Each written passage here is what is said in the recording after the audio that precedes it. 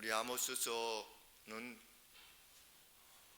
주전 750년경이니까 이사야보다 조금 앞선 시대, 그리고 호세아 선지자, 그리고 조금 더 앞쪽이라면 주전 800년대는 우리 엘리야, 엘리사, 그러니까 그 뒤를 이어서 북이스라엘의 지역에 대해서 계속해서 하나님의 말씀을 전하던 선지자였는데, 이 아모스 선지자가 장송곡으로서의 자신의 말을 들으라.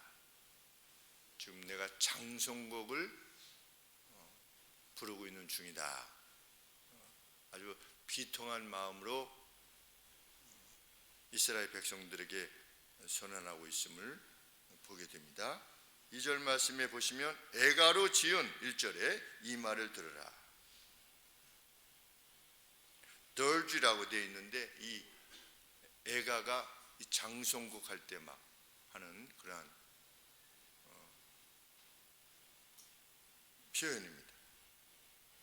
전혀 이스라엘이 엎드려졌으며, 이스라엘은 실상 그 누구로부터 공격을 받지 않아야 되는 그러한, 다른 나라들로부터 침공을 받지 않아야 되는 그러한 나라, 처녀와 같이 그 누구도 넘보지 못했던 나라였었는데, 이제 하나님의 진노가 그들 위에 있을 것이다 하신 말씀입니다. 어느 정도냐? 천이 있던 성에 100이 남을 것이고, 100이 있던 곳에 10명이 남게 되는 비참한 것이 될 것이다. 이스라엘에 갔을 때 돌무더기들이 있는 곳을, 언덕 위를 올라가 보게 되었는데, 그 전에 그곳이 그곳 토 세력의 중심지였다고 하는 소개를 받았습니다. 해설을. 그런데 아무것도 없어요. 그냥 검은색 색깔이 우리 화산암 같은, 제주도의 화산암과 같은 그러한 돌들이 계속 많이 쌓여 있는데, 이 전에 아마 그것이 융성했던 도시였나 봅니다. 그런데 인적이 없는 그것으로 변해서 그냥 돌무더기만 남게 되는. 그런데 하나님께서 북이스라엘을 그렇게 만드시겠다. 우리 이후에 느헤미야가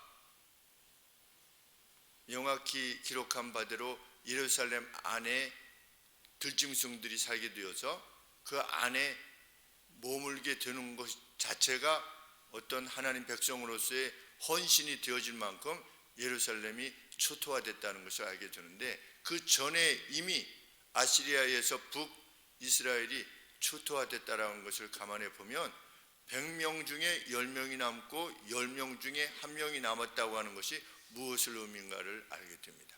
온 북이스라엘 백성들이 온 세상으로 그냥 다 잡혀가서 흩어졌다는 것을 알게 되는 거죠. 이후에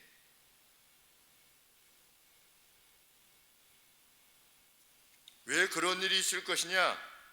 일으킬 자가 없게 될 것이기 때문이다. 다시 일어나지 못하게 되리로다. 자기 땅에 던지우며 일으킬 자가 없으리로다. 누가 일으키셔야 되는가? 하나님께서 일으키셔야 되는데, 오히려 하나님이 그들을 대적하는 분으로 존재하실 것이다. 선지자는 하나님께서 자신에게 계시하신 말씀을 그대로 전합니다. 4절 말씀에 여호와께서 이스라엘 족속에게 이르시기를, 직접 인용입니다. 너희는 나를 찾으라. 그리하면 살리라. 베델을 찾지도 말고 길갈도 들어가지 말며 브엘세바로도 남쪽에 있는 그 남쪽 끝, 그것은 유다지요. 유다 지역의 제일 아래쪽 브엘세바로도 나아가지 말라. 왜? 길갈은 정령 사로잡히겠고 베델은 허무하게 될 것이기 때문이다. 길갈이 분명 포로가 될 것이요, 베델이 문제에 이르게 될 것이기 때문이다 라고 하나님이 말씀하셨다고 하는 것을 그대로 전합니다. 그들이 하나님을 찾은 것이 아니라 베델을 찾고 길갈을 찾고 브엘세바를 찾았는데, 그것은 어떤 곳이냐? 과거 자신들의 조상들이 하나님을 직접 만났던 어떤 특별한 장소, 마치 놋뱀이 이후에 수백 년 동안 이스라엘 사람들 가운데 있어서 사람들이 그것을 숭배했던 것처럼, 북이스라엘이 위기를 닥치면 거기 가서 무엇인가를 행할 때 하나님이 들으실 것 같은 그런 어떤 퍼포먼스를 행했겠지요. 그리고 그들이 그것을 기대했겠습니다. 하나님께서 예전에 나타나셨던 것처럼 이곳에서 행하시면, 우리가 무엇인가를 하나님 앞에 행하면 하나님이 우리를 기억하실 것이다 라고 생각을 해서 14절 말씀 하반절에 보면 만군의 하나님 여호와께서 너희의 말과 같이 너희와 함께 하시리라. 어려움에 직면하게 되었을 때 그들이 하나님을 찾는 것이 아니라 장소를 찾았다는 겁니다. 방법을 찾고자 했다는 겁니다. 그런데 하나님께서는 그것을 의지하지 말아라. 왜? 길갈이 분명 포로가 될 것이기 때문이다. 베델에 문제가 발생할 것이기 때문이다. 하나님께서는 그 놋뱀을 갈아서 마시우게 했죠. 사람들이 그것을 마시우게 했습니다. 그래서 그것을 무엇이라고 부르도록 했다? 리오야단이라고 부르도록 했다. 그냥 놋조각에 불과하다, 이런 뜻으로 부르게 하셨다. 우리를 하나님 앞에 가까이 하게 하는 것은 아무것도 없는 겁니다. 하나님을 찾는 것 외에는. 그러면 하나님을 찾는 것은 방식이 뭐냐? 14절 말씀에 의하면 선을 구하고 악을 구하지 않는 것, 그것이 하나님을 찾는 방식입니다.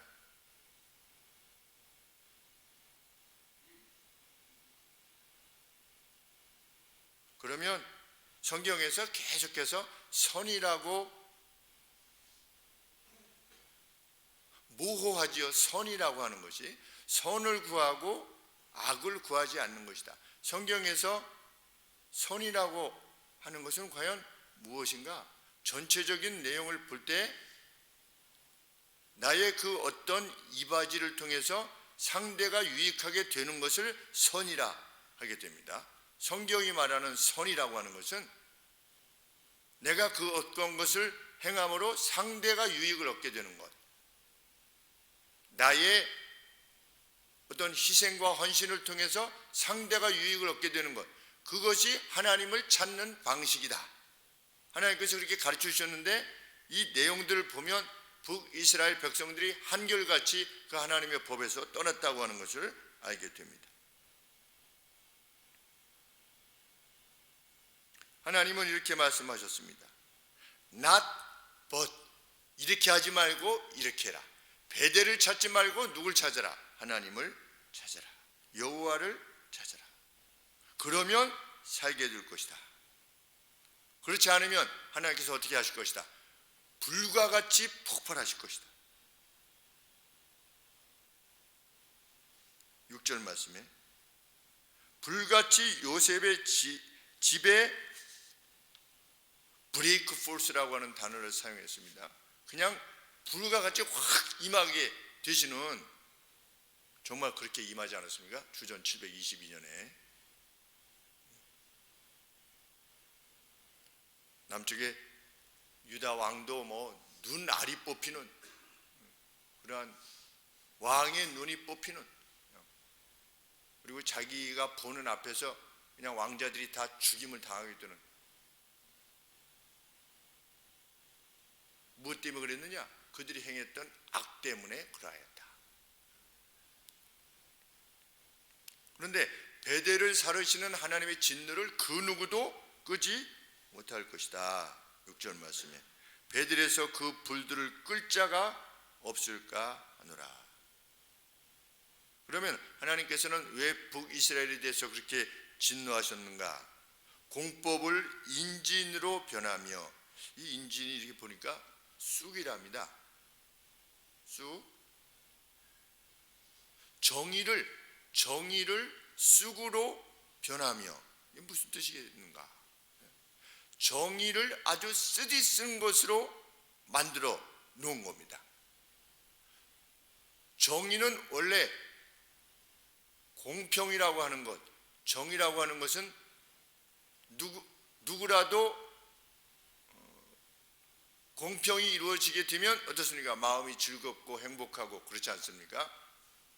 누군가 죄를 범했으면 벌을 받게 되는 것, 누군가 잘했으면 상을 받게 되는 것, 이것이 공의라고 말할 수 있을 것인데, 그 공의가 왜곡될 때, 공의가 아주 쓰디쓴 쑥과 같이 변해버린 것입니다. 북이스라엘에서 솔로몬이 낙성식 이후에 하나님 앞에 구한 것이 무엇입니까? 듣고자 하는 마음을 주시옵소서. 무엇을 위해서? 공의를 위해서, 공법을 위해서, 저스티스를 위해서. 자신이 왕인데 백성들 사이에 공의가 제대로 집행되지 않는 것을 인해서 백성들이 쓰디쓴 마음을 가지고 살아가지 않도록, 하나님의 나라 안에서 억울한 일이 발생하지 않도록, 그래서 공평이 이루어지고 공평이 이루어짐을 통해서 이스라엘 내의 모든 백성들이 평강을 누릴 수 있도록 하는 것이 자신에게 주어진 역할이라고 생각하고, 하나님 앞에 지혜, 듣고자 하는 마음을 주시옵소서 이렇게 간구했습니다. 그래서 이후에 두 여인이 한 아기를 데리고 와서 서로 자기 얘기라고 했을 때, 만약에 그것이 제대로 이루어지지 않게 되었다면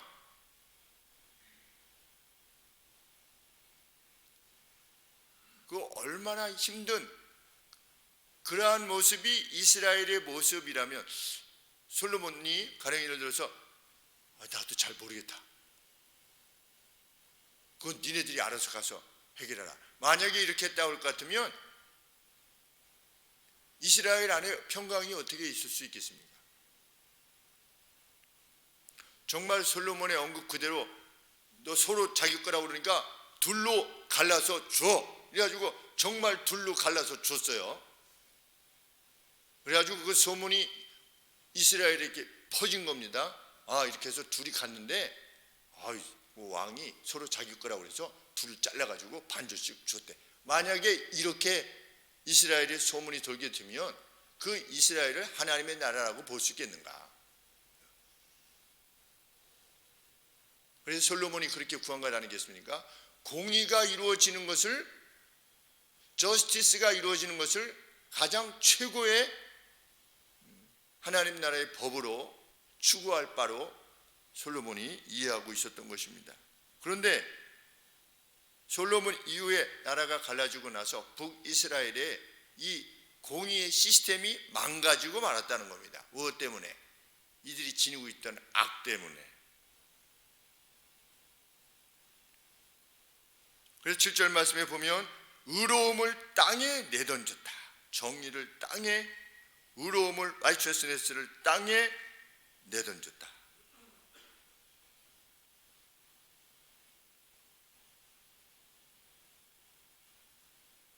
(10절) 말씀에 보면 성문에서 책망하는 자들, 성문에서 주로 재판이 이루어졌죠.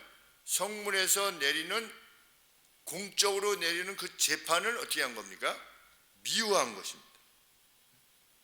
책망하는 자를 미워했어요. 공적인 책망을 미워한 것입니다. 이러이러해서 당신은 이러이러한 벌을 받아야 됩니다. 하나님의 교회 아니겠습니까? 교회에서 당신은 이렇게 잘못했으니 이러이러한 벌을 받아야 됩니다 라고 했을 때, 그렇습니다, 제가 이러한 죄를 졌으니 제가 감당하겠습니다, 감당해야죠. 이것이 아니라 왜 그런 판단을 내리냐고 하면서 그것을 미워하는,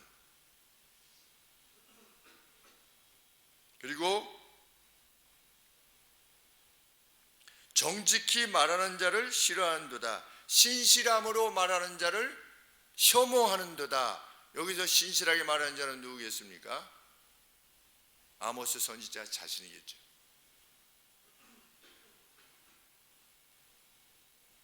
북이스라엘은 교회였습니다.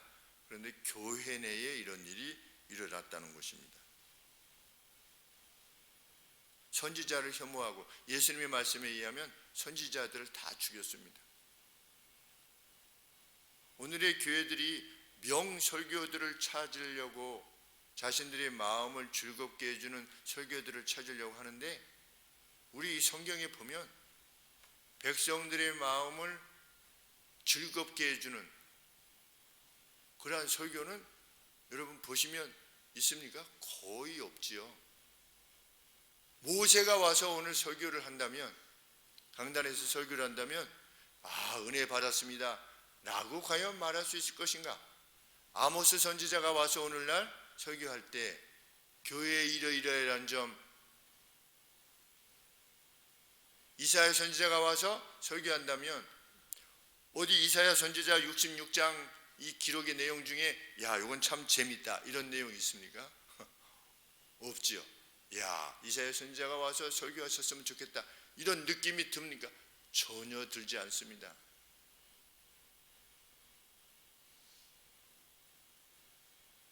선지자들이 외쳤던 내용은 무엇입니까? 악을 버리고 의를 추구해라. 그런데 북이스라엘 백성들이 그것을 미워한 겁니다.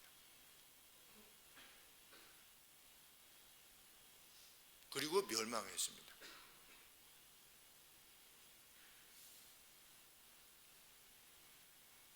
목사도 연말 될 때마다 고민을 많이 합니다. 하나님 앞에 기도하면서 무엇을 고민을 많이 합니까?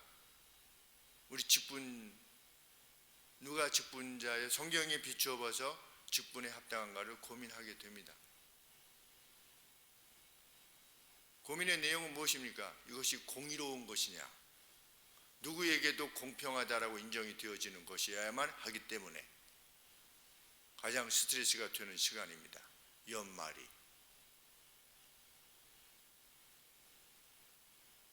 누구에게도 그것이 공평한 것이 되어야 되겠기에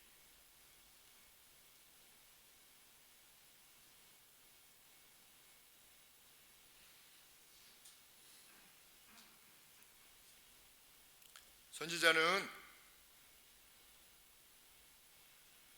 그들이 아무리 그들 스스로의 악에 의해서 번영과 평강을 추구한다 할지라도 하나님께서 그를 대적하시면, 그리고 그들을 대적하실 것인데, 그들이 기대했던 모든 안녕과 번영, 이것은 결코 이루어질 수 없는 것이다 라고 하는 것을 선언합니다. 왜? 그들의 죄악을 상대하시는 분이 누구시냐? 그들의 악에 대해서 별들을 만드신 하나님이 상대하는 겁니다. 삼성과 묘성을 만드신, 그리고 깊은 어둠을 아침으로 변화시키시며 그 어떤 어둠으로 보이는 난관이라 할지라도 아침으로 변화시킬 수 있는 그런 하나님, 또 거꾸로 낮을 밤으로 바꾸실 수 있으신 하나님, 바다의 물을 부르셔서 그것으로 땅의 표면에 부으실 수 있으신 하나님, 바로 그 여호와께서 악을 행하는 자를 상대하여 대적하실 것이다. 선지자는 애타는 마음으로 경고합니다. 9절 말씀에 저가 강한 자에게 호련히 패망이 임하게 하신즉 그 패망이 견고한 요새라 할지라도 아무런 문제가 되지 않을 것이라는 것입니다.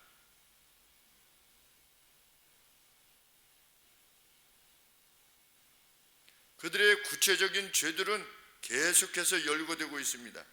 그들은 누구를? 가난한 자를 밟았으며, 11절 그들 위를, 가난한 자 위를 트램플했대요. 이렇게 그냥 쿵쿵 이렇게 밟은 겁니다. 가난한 자를 밟았으며 그들의 곡식의 곡물들을 강탈했고, 누가? 같은 교회의 같은 교회의 그 누구에게?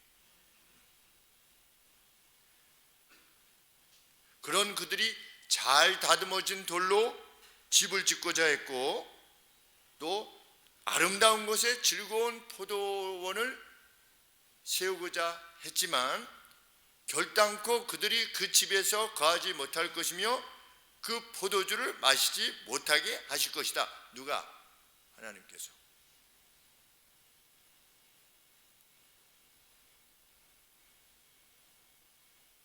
계속해서 12절 말씀에 너희의 허물이 많고, 여기서 허물이라고 하는 것은 계명을 넘어서는 것을 말합니다. 사랑은 허다한 허물을 덮는다, 이런 표현이 있지요. 우리 신약에 사랑은 허다한 셀 수 없는 트랜스그레션들을, 늘 말씀드리지만 트랜스퍼 갈아타고 트랜스레이트 번역하고, 이게 근데 트랜스그레션, 하나님께서 주신 계명을 넘어서는 것을 우리 성경에 허물이라 이렇게 기록해 놓았습니다. 그런데 그들의 악은 어떠하였다? 허물이 많고, 12절, 그 허물의 죄악의 내용이 어떠했다? 그냥 단순하지 않고 그레이트했다. 근데 당시에 그 악을 보면 이 공창이 있었죠. 공창. 이스라엘 내에 무엇이 있었습니까? 공창이 있을 정도였습니다. 그러니까 남자 미동이 있었습니다. 그러니까 신전에서 신접하는, 근데 그 신접을 위해서 이 소년이 성행위를 하는, 그러니까 호모섹수얼을 하는, 심과의 교접을 위해서 이스라엘에 그러한 죄가 있었던 겁니다.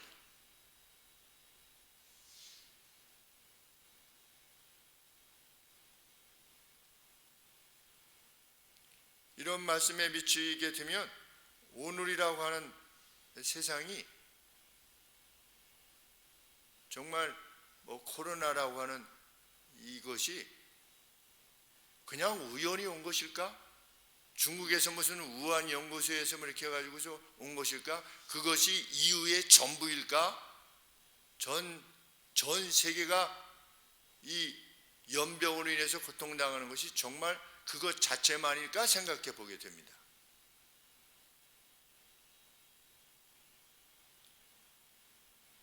모든 것이 허락되어지는 것은 하나님의 이에서이기 때문입니다.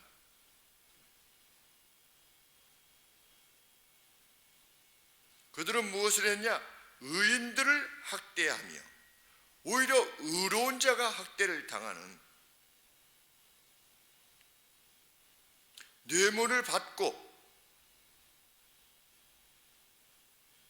재판관이 학정을 행하는 겁니다. 자기 마음대로 행할 수 있게 되는 겁니다. 어떤 판결을 위한 어떤 기준이 없이 그냥 자기 마음대로 행하는 겁니다. 그러니까 자신에게 혹 이 학정을 행하는 재판관이 잘못 행할까 봐 뇌물을 갖다 주는 겁니다. 내가 뇌물을 갖다 주지 않으냐 하면 정상적인 판단이 아닌 그 어떤 다른 판단을 내려서 내가 오히려 범인이 되는, 내가 오히려 죄인이 되는, 그래서 뇌물을 갖다 줘야만 했던 상황이 교회였던 북이스라엘의 상황이었다는 겁니다.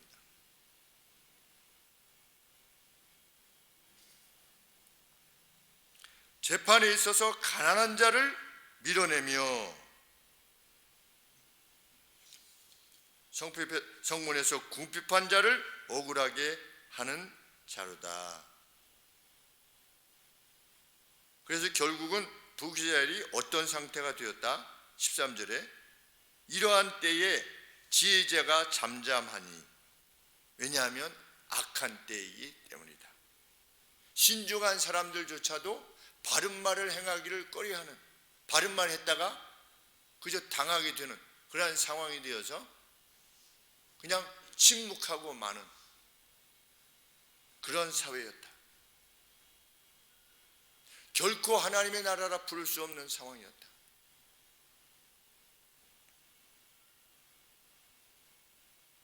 이번에 총회 재판국에 갔을 때 한 장로님이 그렇게 말씀하셨습니다. 이 문제를 제기하는 것은 정말 경기 북노회가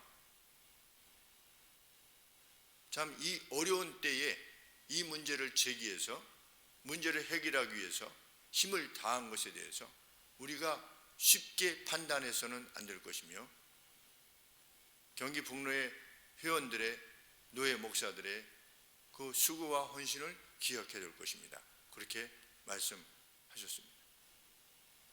한 장로님의 말씀이 아주 귀하게 여겨졌습니다. 왜? 그냥 가만히 있는 겁니다. 알아도. 그러한 문제가 있는 상황인데도 말하기가 두려운 겁니다. 말했다가 왜? 잘못 건들면 개인이 재판에 문제가 될 수도 있고 또 일반 재판에 나갈 수도 있는, 그래서 법정 싸움을 해야만 될 수도 있는, 그러니까 침묵하는 겁니다.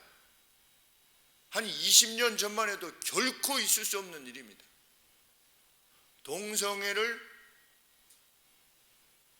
신학적 다양성을 따라서 그럴 수도 있는 것이다라고 말하는 것 자체가 우리나라에서 있을 수 없었던 일이지요. 그런데 어느덧 온 것입니다.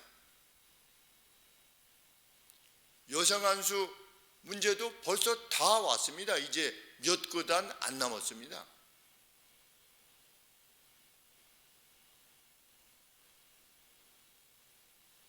그래서 그런 문제들에 대해서는 이제는 별로 이렇게 많이 논하려고 하지도 않습니다. 그냥 말해봤자 귀찮은 것이고. 그런데 북이스라엘이 그렇게 됐다는 겁니다.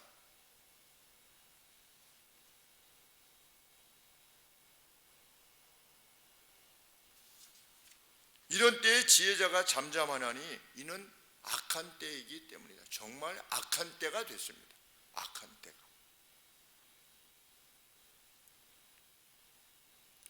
그런 생각을 해봤습니다. 장경재 목사님께서 살아계시다든지 아니면 안만수 목사님께서 살아계셨다면 총회에서 이런 일들이 벌어지는 것에 대해서 어떻게 행하셨을까?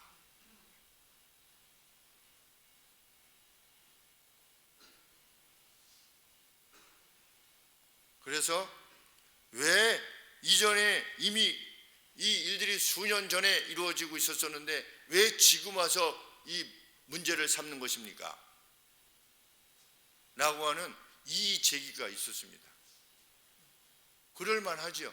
왜 수년 전에 알았는데 왜 지금 문제를 제기하냐는 겁니다. 이미 다 은퇴하셨는데. 그러니까 거기서 무엇이라고 말씀하시냐면 이제 은퇴하셔서 힘이 떨어지니까 담임 목사로서 그만두시고 힘이 떨어지니까 지금 문제를 제기하는 거 아니십니까? 이렇게 오히려 역으로 공격이 들어오는. 그래서 이제 같이 갔던 목사님이 알기는 알았지만 선배님이시고 이렇기 때문에 우리가 참 이 문제를 제기하기가 좀 어려웠었습니다. 아니 진리면은 그렇게 해야지 왜 그렇게 하지 않고 지금 이렇게 하는 것입니까? 오히려 거꾸로 공격을 하는 것과 같은. 저도 수년 전에 알았었다면, 그리고 수년 전에 알았는데도 불구하고 그냥 뭐 선배이시기 때문에 그냥 제가 가만히 있었다 할 것 같으면 할 말이 없었겠지요. 왜 제가 말씀을 드렸습니다. 저는 이번에 알았습니다. 저는 침묵하는 것이 죄라고 여겼습니다. 그래서 많이 두려움 가운데서 이 문제를 제기했습니다. 그런데 감사한 것은 그래도 경기 북노회의 모든 목사님들이, 거의 모든 목사님들이 이 문제에 대해서 단호한 입장을 지니고 계셔서 하나의 마음으로 나아가고 있음에 그래도 소망을 갖게 되는 것입니다. 심지어는 총회에서 만일 다른 결정이 내려지면 경기 북노회는 다른 결정을 내려야 된다 라고 하시는 목사님들도 계시는 것처럼 정말 이 내용을 볼 때 때가 많이도 악합니다. 때가 많이도.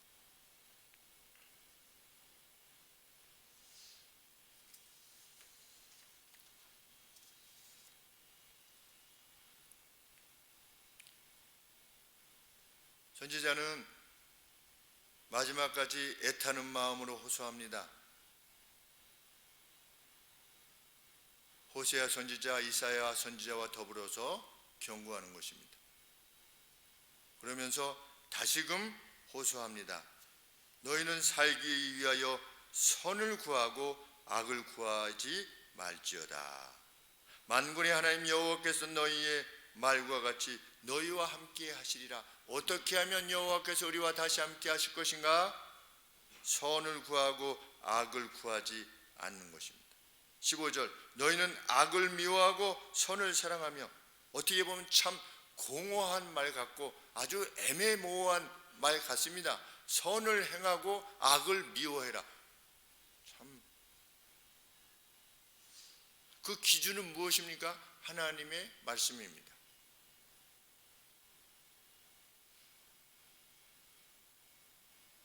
성문에서 공의를 세울지어다. 계속해서 재판이 가장 중심에 있습니다. 재판하는 것. 왜? 재판 정의야말로 공의가 가장 분명하게 세워져야만 하는 최후의 보루이기 때문에. 그래서 총회 재판국이 최후의 보루겠죠.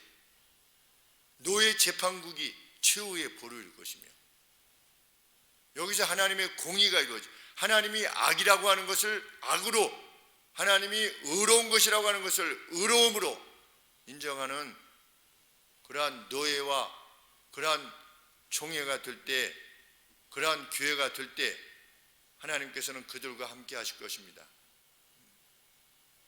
우리 교회가 그 일에 있어서 귀하게 사용되어지기를 소원합니다. 하나님께서 다시금 한국 교회와 함께 하시는 그러한 모습이 지켜보아질 수 있도록, 참 우리가 함께 우리 교회만을 위해서 기도하는 것이 아니라 정말 이 땅에 세우신 모든 교회들을 위해서 함께 나아갈 수 있게 되기를 하나님 앞에 간구하는 우리가 되기를 원하는 것입니다. 기도하겠습니다.